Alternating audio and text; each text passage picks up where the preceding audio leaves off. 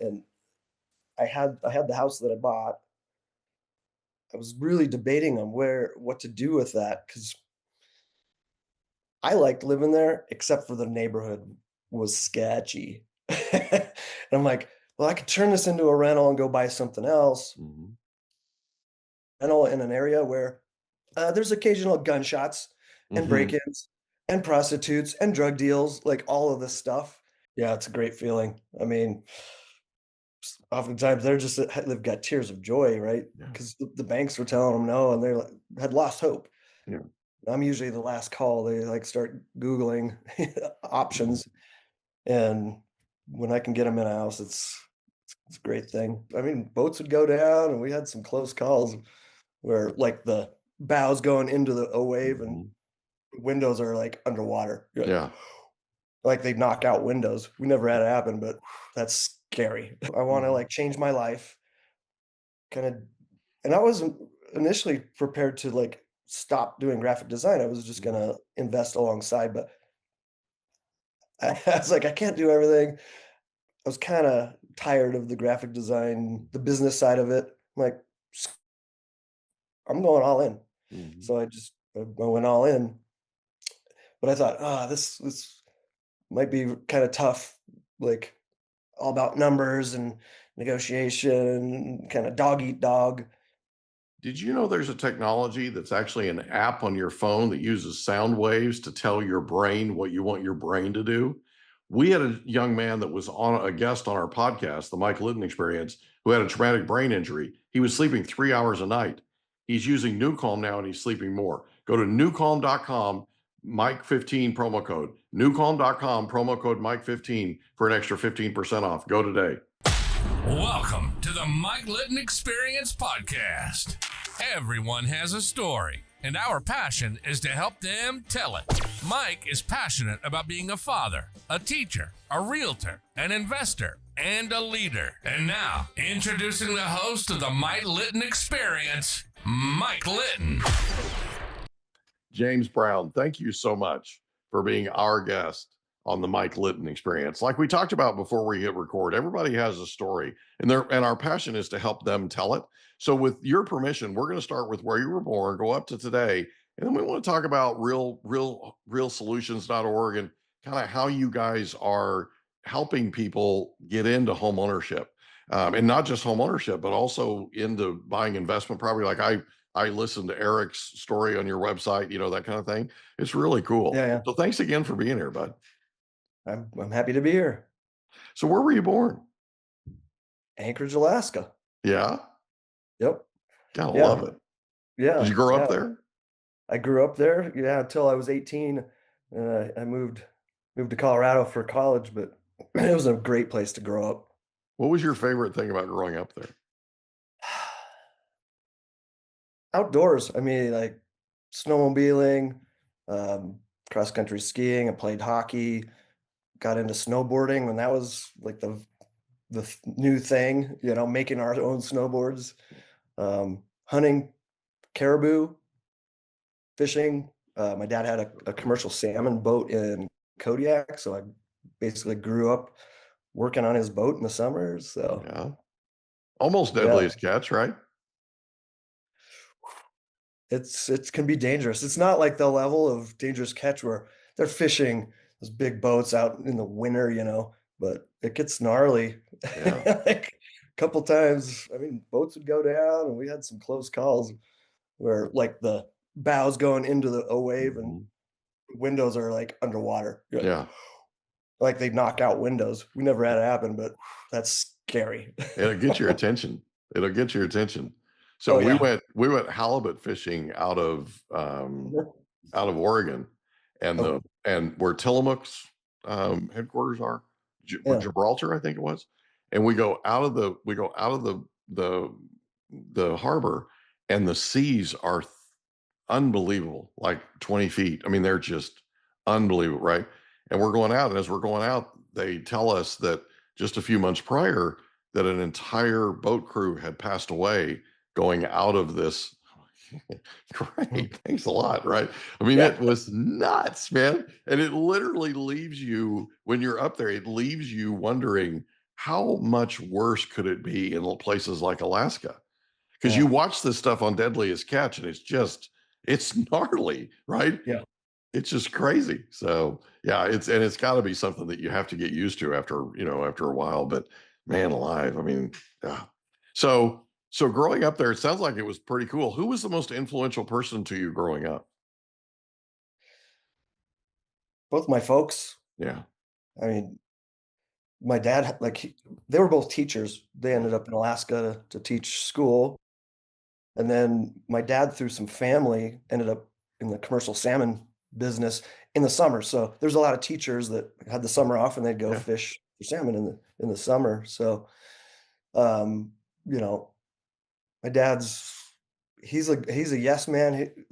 Like, they raised their one-story house, put a foundation, and did that, when I was a little kid. And then my brother went back to Alaska, and he kind of similar situation. It's like, oh, we can do that. Like, it just goes for it. Mhm. He's a hard worker. I Gotta like. love it.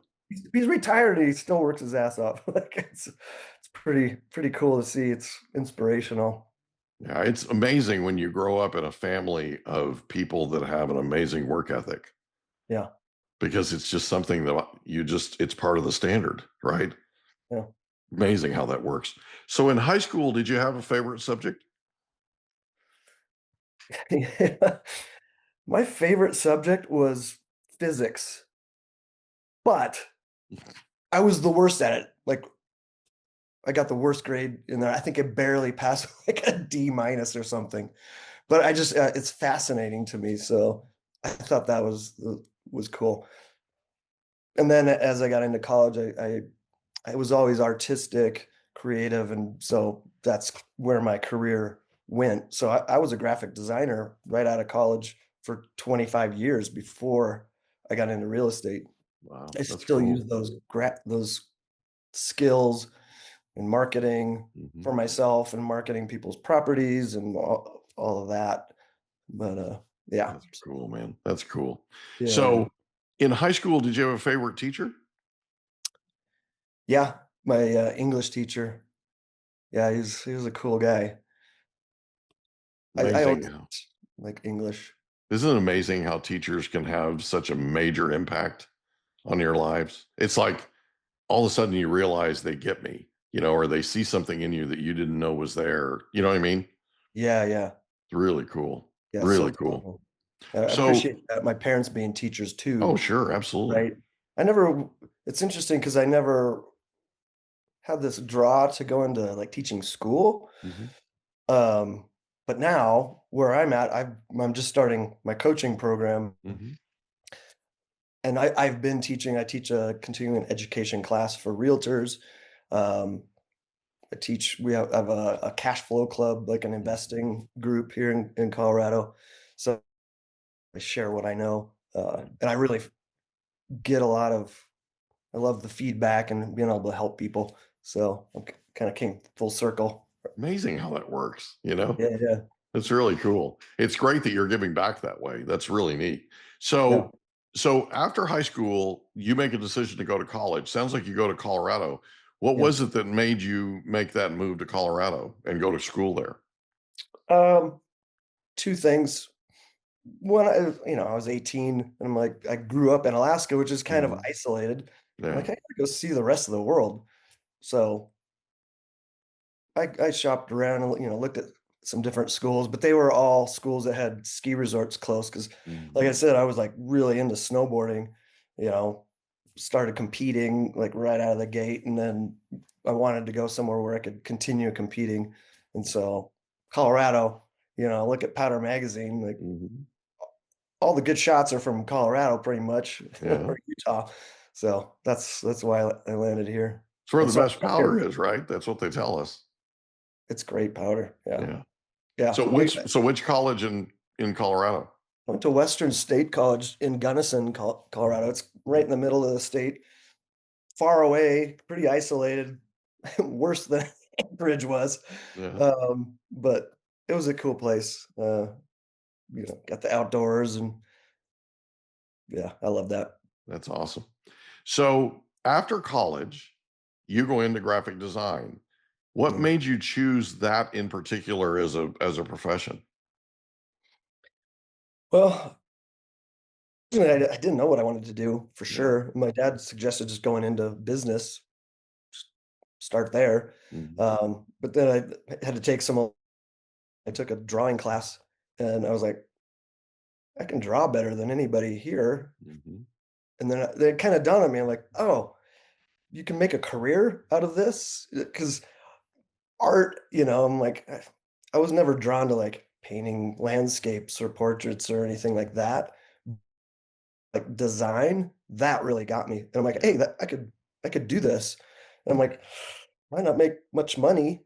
But I think I'd be pretty happy doing it. So that's what I went into. That's cool. So you did that for 25 years. Yeah. And at some point, you decide to get into real estate. Talk about because there are people that are listening to this that Yeah. are thinking about getting into real estate, right? Because Yeah. we know that from some of our listeners that have contacted us. Yeah. What was it that compelled you to get in? Money and freedom, all the reasons like on the investing side. Yeah. Um, yeah, my dad actually like I think I was probably in college. He's like, you should buy a duplex, live Hmm. in one side. Like he got it. He was never like an active investor. He's been kind of stumbled into some properties, but um, he suggested doing that, and I didn't do that. But I did buy a house with my brother. I moved back from Gunnison to Denver where my brother was going to school. And we Hmm. bought a house, started building equity and kind of went from there. But I ended up buying my own house in 2006, Hmm. right before the crash. Like, We uh, have such perfect timing. yeah. And I'm like, oh, I wanted to get going and build some equity and leverage that. Um, and then I had no equity to play with. Yeah. So it took a while. So about 2017, I guess, is when I was like, okay, I'm building some equity. I need to get serious and figure this out, Hmm. So started listening to Bigger Pockets, all their podcasts, and that's kind of a whirlwind of like all these different investing strategies. And I was like, it took me a long time, a couple of years to figure what my next step was because it's different for everybody, right? Yeah. Um, and I had the house that I bought. I was really debating on what to do with that because I liked living there, except for the neighborhood was sketchy. And I'm like, well, I could turn this into a rental and go buy something else. Hmm. Rental in an area where there's occasional gunshots and Hmm. break-ins and prostitutes and drug deals, like all of this stuff. Even though it Hmm. was near a nice area, I was like, I don't think I want a rental here. And it was an older house too. I'm like, Hmm. I babied it as a homeowner, like Hmm. the plumbing and the electrical and the sewer line that had a root in it, all that. I'm like, Hmm. this is not going to be a good rental, like physically. And Hmm. if I get anybody in here, a family or something, and they start hearing gunshots, I'm gonna have vacancy. They're gonna be out of Hmm. there. Yeah. So like, Turnover is going to be pretty bad. yeah. Yeah. So I sold that and I used that money that I did accumulate after the crash and it came back. Hmm. Uh, Thankfully, Denver is a great market for that. Yeah.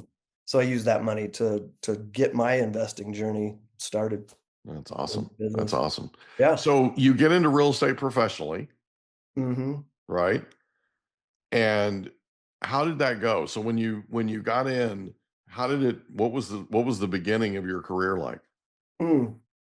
Well, uh, I ended up, I started going to meetup events, and I met my current partner, Toby Hansen. Mhm. Um, we both were kind of in the same boat, like getting close to turning 50 at the time.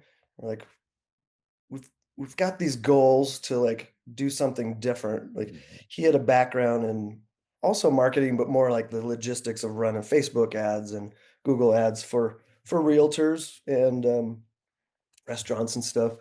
So we were like, hey, let's team up and figure this out. So we're still here today, you know. doing different things. We've done multiple things, but we we we looked at all the different real estate investing strategies Mhm. and landed on lease options, rent to own, for many reasons. Like, a lot of people get into investing, all they know is fix and flipping and just buy and hold long-term rentals, right? Mhm. And we were looking at flipping, what the hell you're doing. Mhm. You gotta be able to run your numbers and have crews, and there's Mhm. so many things. And it's really just, as you know, it's just it's a job, a highly risky, and can be highly profitable job. Mhm. It's not investing.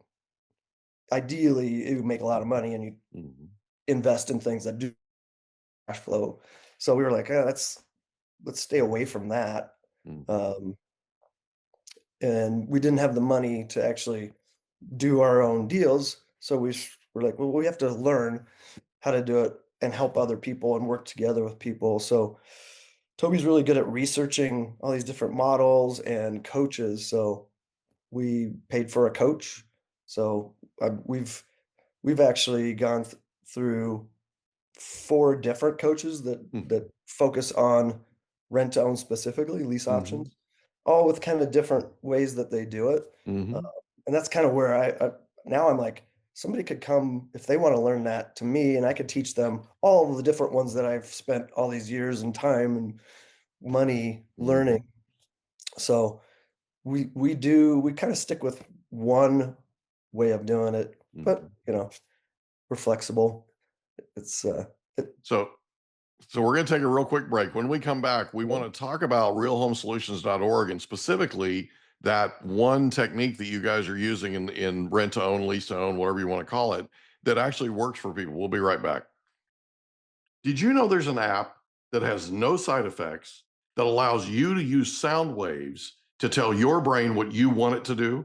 It's called newcalm.com and it's amazing. It literally uses sound waves. If you want to tell your brain to go to sleep, if you want to tell your brain to recover, if you want to tell your brain to put you in peak physical state, if you want to tell your brain to focus, if you want to tell your brain to take a power nap, you can do all of these things and more with newcalm.com. Go to newcalm.com today, promo code Mike15. Newcalm.com, promo code Mike15 for an extra 15% off. And we're back with James Brown from realhomesolutions.org. And we're talking about all the different types. Before the break, we were talking about all the different techniques and different things, different coaches you had hired in the past and that kind of thing. And you and your partner have kind of come down to where you use one particular strategy. Can you talk a little bit about what that looks like? yeah. We call it hybrid investing. On the investing side, um, we'll also call it like the reverse lease option. So Mhm. when you think about rent to own, you think, oh, you've got this property, a house Mhm. typically, and you're going to it out and let somebody buy it, right? Mhm. Well, we do it the reverse way. We find a person that needs to do rent to own, so somebody that can't get a mortgage. Mhm. Once we've found somebody that fits what we do, then we work with investors and we go buy those properties for them. Okay. So we're kind of pre-vetting the buyers first. Um, so that's what we do, and there's a lot of reasons on the investing side why we do that. So can you give us We an benefit. example or a few examples of people that aren't able to buy, they're not able to qualify for a mortgage, that kind of thing, for what different types of reasons? Yeah, a really good fit is self-employed people where they've got Mhm. some money to put down, but they need time. Like the banks look at a self-employed person. I'm self-employed too. They look at us as more risky, right? And Mhm. so they want to see at least 1 full year of good income, if not 2. So they just need time. So that's ideal. Where they just need time. Go ahead. Do you mind if we talk about that for a second? Yeah. I just kind of want to dig into it. So when you're self-employed, one of the things that happens is you have write-offs. You have things that you can write off of your gross income. So your gross income might be, a couple $100,000 a year, but you're allowed through the tax code, right, to write off certain expenses. And so a lot of people that are self-employed will write those expenses off. When it's all said and done, oftentimes their net taxable income is $4. I mean, more than that, but you know what I'm saying, right? It's very, and then banks want you, lenders, typical lenders want you to use that income to qualify. It's like, how are you going to buy a house doing that kind of thing, right? But what happens is in the process of taking advantage of the tax code, because the tax code's there to promote home ownership, but it's also there to promote ownership of your own company, right? One of the two most incentivized activities in the federal tax code, the number one is owning a corporation and employing people. There's more incentives in the tax code for that than anything else. Why? Because the government wants to incentivize people to go out and create businesses, create jobs. The second most is owning rental real estate and renting it out. Why? Because they would need places to live. You're providing you're providing those jobs. Now they need somewhere to live while they're working those jobs, right? And Yeah. so it's important that people, I think, understand the tax code's set up the way it's set up. The thing is, lenders have this really antiquated way, not all of them, but a lot of them have this through Fannie Mae and Freddie Mac, that kind of thing, have a really antiquated way of qualifying self-employed borrowers on, to buy. And so a lot of times self-employed borrowers have to actually adjust what they write off, show more net income when it's all said and done, taxable income for a couple of years. I did this with a couple that I worked with for 3 years to help them get into their first house. And they literally had to change. They were self-employed. They made most of their money teaching music, like piano lessons, right? Yeah. But they never wrote it off. They never showed it. They didn't, right? And so they put it on their tax returns, had to pay more taxes for a couple of years, but they were able with that net income to qualify, right? And so we spent 3 years helping them get into a house. And then the night that they got into their brand new house, they locked the keys in the house. You cannot make this up, right? And they had all their stuff there. They're the cutest people in the world. They had all their stuff, two music teachers. They had all this stuff laid out. They were going to have this carpet picnic with candlelight and all this stuff in their brand new house because they had no furniture yet. They were moving in the next day, and they forgot their toothbrushes. So these cute little people grab their stuff, go running out to their apartment, come back, and they realize they locked their keys in their house. So they call me at 9:30 at night. And they're like, Mike, we know this is not your thing. We know you worked with us for 3 years to get in here. Is there anybody you know that has a key? Well, I had just closed a loan for the son of the construction superintendent, like a couple weeks prior. And he said to me, if you ever need anything, I don't care what time of night it is, I don't care what it is, you call me.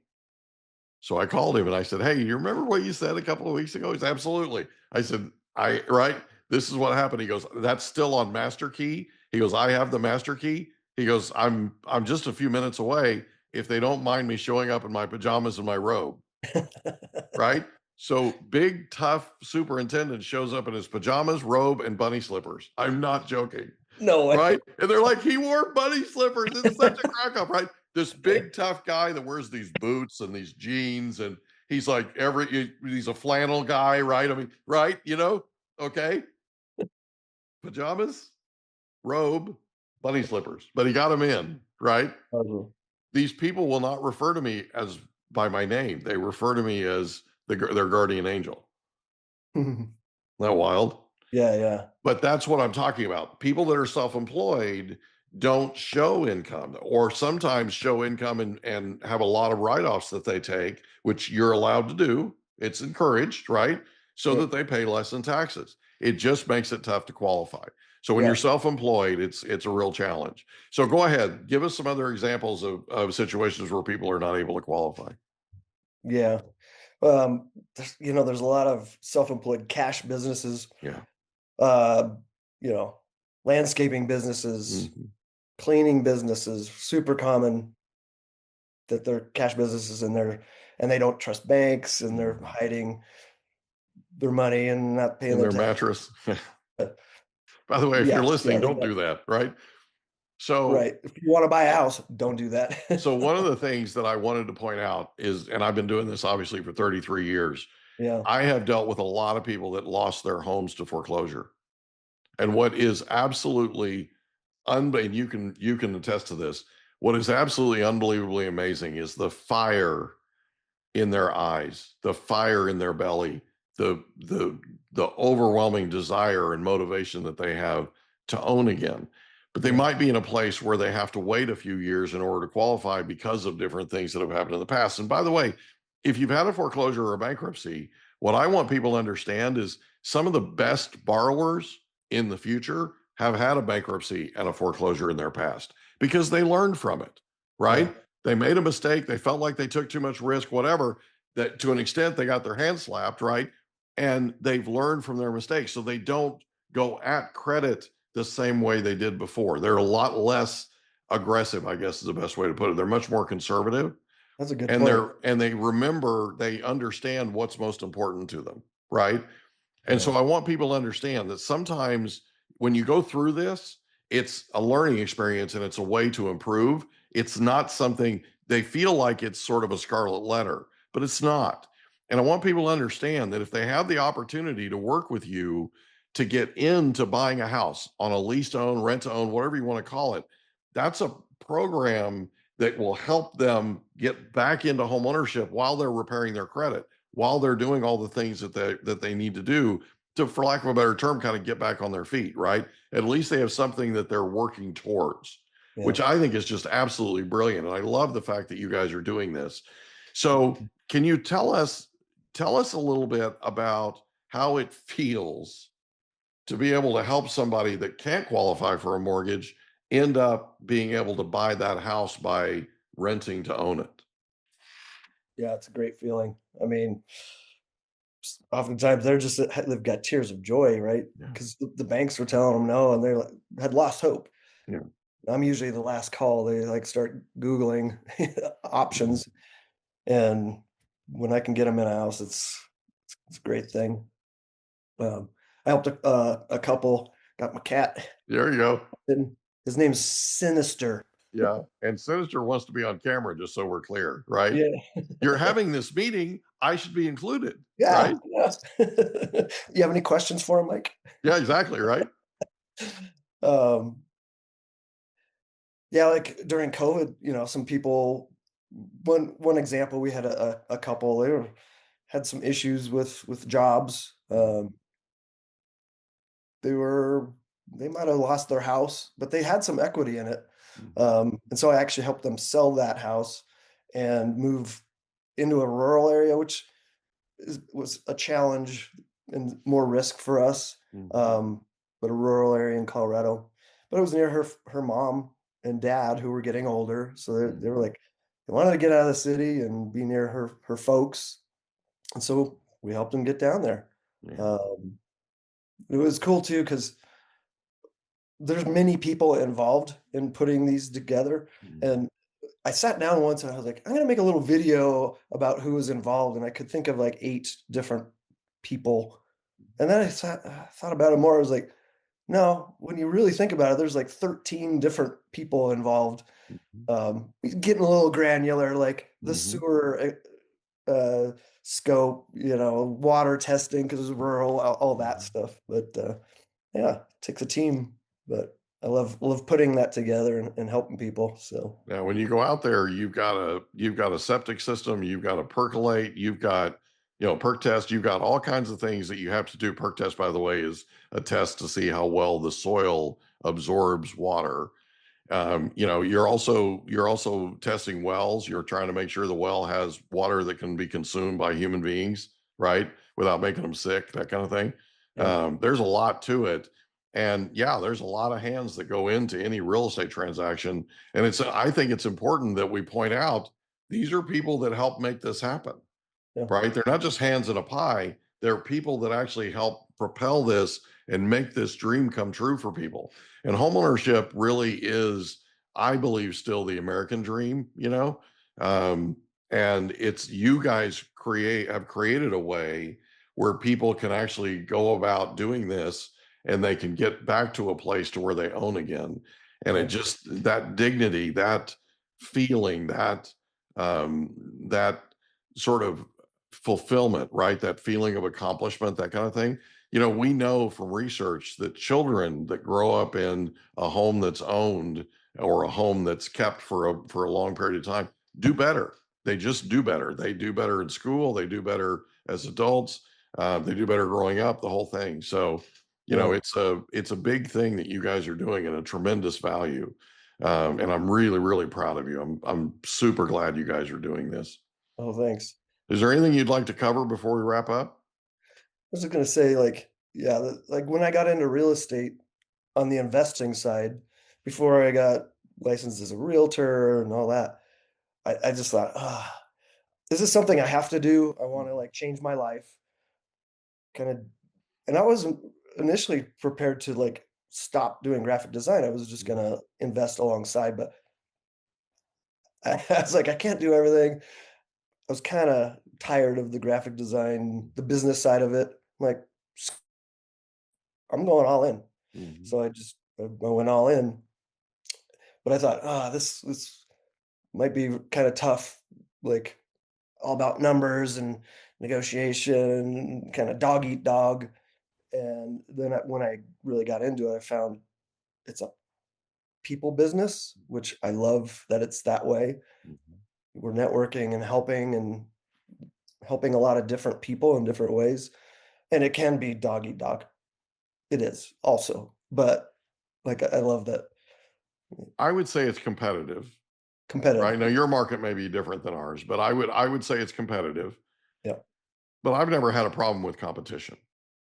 I've always enjoyed that. That's kind of the thing that fuels me, right? It gets me up in the morning and, keeps me on my toes and right. yeah, I like that. The thing that I focus on, and I know you guys do too, that's one of the reasons I wanted to have you on, is we solve the problem. Every seller has challenges. Every seller has different things, different issues, different things that they're trying to solve. And if you come at it from a solution oriented standpoint, you can help the seller solve what they're looking to do. You can also help the buyer, in your case, yeah, solve what they're trying to do, right? You're literally going in this thing and you're full on 360 solving problems and you're yeah. helping people move forward. The seller's moving forward, the buyer's moving forward. I mean, this is cool stuff. And I'm super, super glad that you guys do this. It's realsolutions.org is your website, Real right? home solutions. I apologize. Yeah, Realhomesolutions.org yep. is your website.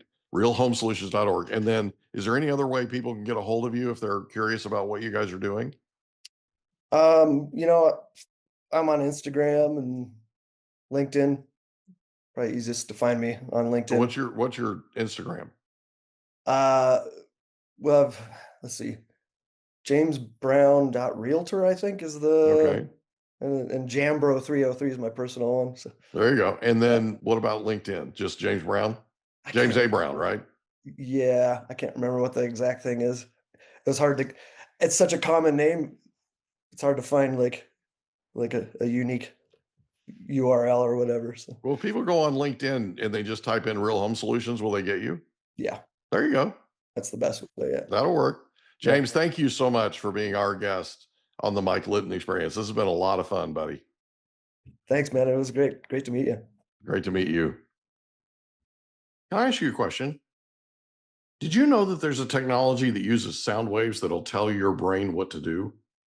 There literally is. It's called newcalm.com. It can tell your brain to heal, tell your brain to sleep, tell your brain to do all kinds of things. It can get you fired up. It can be a pre-workout. Newcalm.com.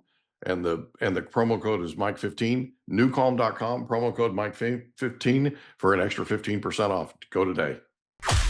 And that's a wrap.